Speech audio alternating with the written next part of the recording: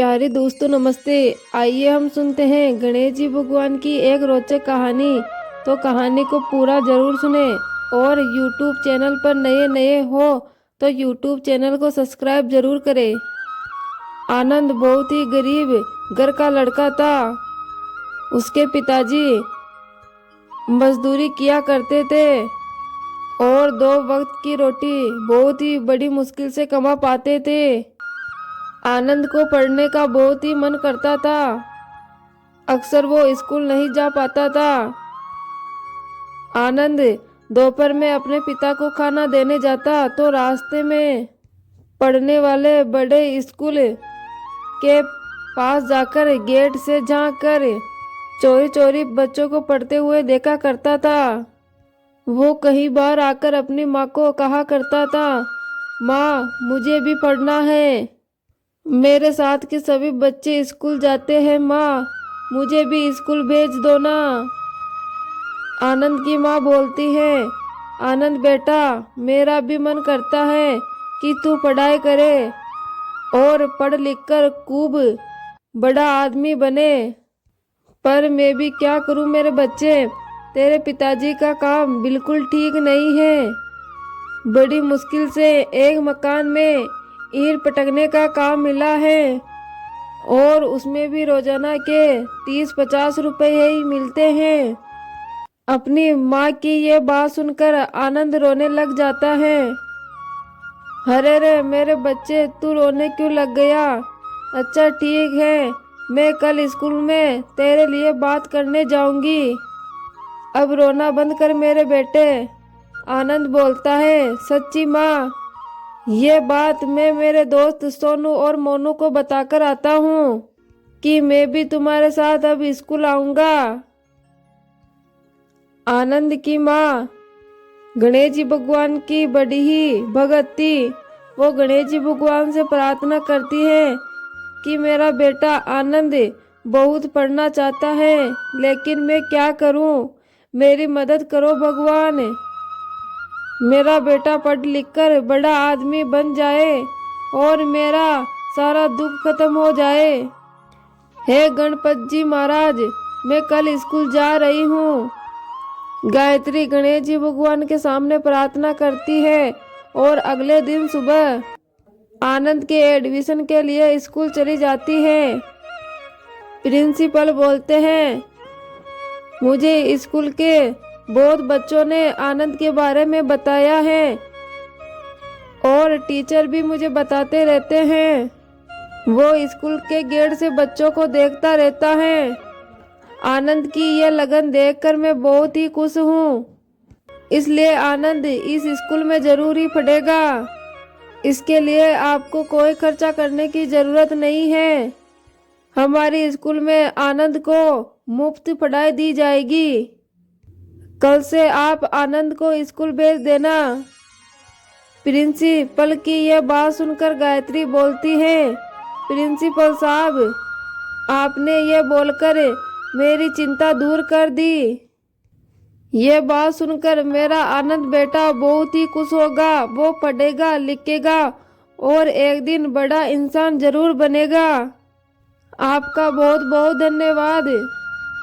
गायत्री खुशी खुशी अपने घर लौट आती है और आनंद को ये बात बताती है। ये बात सुन के आनंद के पिता सुरेश बोलते हैं, गायत्री ये सब तेरी गणेश जी भगवान की कृपा से ही हुआ है। गायत्री बोलती है, आनंद बेटा खूब पढ़ाई करना, खूब अच्छे अंक लाना, खूब मेहनत करना। प्रिंसिपल सर बहुत ही अच्छे हैं। उन्होंने तुम्हारी पढ़ाई के लिए कोई भी खर्चा नहीं लिया है। गणेश जी भगवान मैं जानती हूँ ये सब आपके आशीर्वाद का ही फल है। आपने मेरी प्रार्थना सुन ली। अपनी माँ की बात सुनकर आनंद बोलता है, माँ मैं बहुत ही पढ़ाई करूँगा, बहुत मेहनत करके अच्छे अंक लाऊंगा। पर माँ मेरी स्कूल की ड्रेस कब मिलेगी? गायत्री बोलती है, आनंद बेटा कल तू स्कूल जाएगा ना, वहाँ प्रिंसिपल सर तेरे को सब कुछ समझा देंगे। ठीक है माँ, मैं उनसे मिल लूँगा। अगले दिन आनंद स्कूल पहुँचता है और प्रिंसिपल सर से पूछता है और प्रिंसिपल सर से मिलता है। प्रिंसिपल सर बोलते हैं, आनंद बेटा, तुम दीनदयाल के साथ चले जाओ, ये तुम्हें सारा सामान दे देगा। आओ आनंद बेटा, मैं तुम्हें स्कूल में पढ़ने का सारा सामान दे देता हूँ।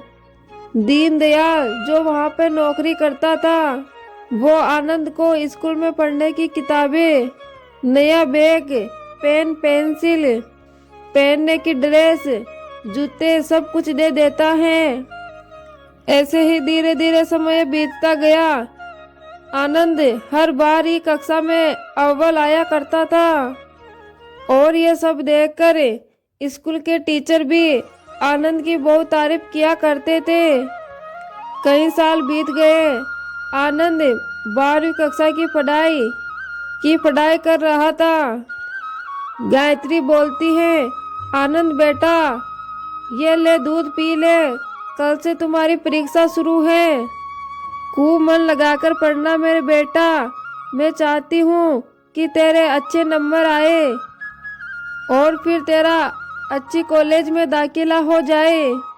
और ये मैंने अपने हाथों से तोड़े मोदक बनाए हैं। गणेश जी को ये लड्डू बहुत पसंद है ना, इसलिए उनके भोग लगाया है। ये तुम अपने प्रिंसिपल सर को दे देना। ये सच है, दुनिया में बहुत कम लोग होते हैं मेरे बेटा जो प्रिंसिपल सर की तरह होते हैं। हम गरीबों पर उन्होंने बहुत ही बड़ा एहसान किया है। आज उन्हीं की वजह से तुम पढ़ लिख पाए हो मेरे बेटा। ठीक है माँ, मैं स्कूल जाते ही उनको मोदक का प्रसाद दे दूंगा। आनंद स्कूल जाता है और प्रिंसिपल के ऑफिस में जाता है। नमस्ते सर, क्या मैं अंदर आ सकता हूँ? हाँ हाँ बेटा, आ जाओ, बोलो क्या काम है।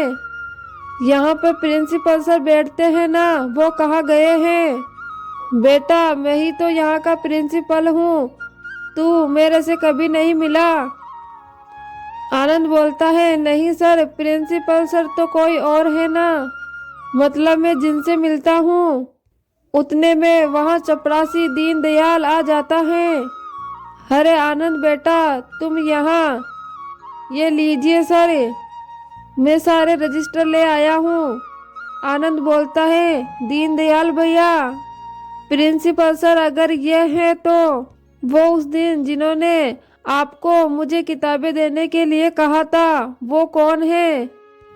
दीनदयाल बोलता है, वो तो तुम्हारे एडमिशन के लिए आए थे ना। सर को उन्होंने फीस दी थी तुम्हारी पढ़ाई के लिए। प्रिंसिपल सर ये है बेटा, तुम्हें गलत फहमी हुई है लगता है। उतने में प्रिंसिपल सर बोलते हैं, बेटा तुम जिनकी बात कर रहे हो उनका नाम मिस्टर गणेश है। वे बहुत ही अच्छे चरित्र के हैं। वो समय से पहले ही तुम्हारी फीस और पढ़ाई का खर्चा हमें दे देते हैं, तभी तो तुम यहाँ पढ़ पाए हो। क्या तुम उन्हें नहीं जानते हो? आनंद बोलता है, नहीं नहीं, मैं उनको जानता हूँ, मुझे पता है उनके बारे में। थैंक यू सर, मैं चलता हूँ। आनंद घर जाता है और सारी बात अपने माता पिता को बताता है। गायत्री बोलती है, आनंद बेटा, मुझे सब कुछ समझ में आ गया है। वो प्रिंसिपल के रूप में हमारे गणेश जी भगवान ही हैं और तुम आज उन्हीं की मदद के कारण स्कूल में पढ़ पाई हो। माँ, गणेश जी तो बहुत ही अच्छे हैं, आज उनकी वजह से मेरा पढ़ाई का सपना पूरा हुआ है। सुरेश बोलता है, गायत्री, मुझे भी अच्छी नौकरी मिल गई और राजू भी पढ़ लिख कर अच्छा इंसान बन जाएगा। ये सब गणेश जी भगवान की ही महिमा है। मैं चाहता हूँ कि इस बार हम गणेश जी भगवान की पूजा बड़े ही धूमधाम से करें। गायत्री बोलती है, आप ठीक कह रहे हो जी, अब मैं रोजाना ही मोदक के लड्डू बनाऊंगी और गणेश जी भगवान के मोदक का भोग लगाऊंगी। गायत्री अपने पूरे परिवार के साथ रोजाना गणेश जी भगवान की पूजा पाठ करती है और रोजाना अपने हाथों से मोदक बनाकर गणेश जी भगवान के भोग चढ़ाया करती है। तो प्यारे दोस्तों, ये थी गणेश जी भगवान की रोचक कहानी। आपको कैसी लगी कमेंट बॉक्स में कमेंट करके ज़रूर बताएं।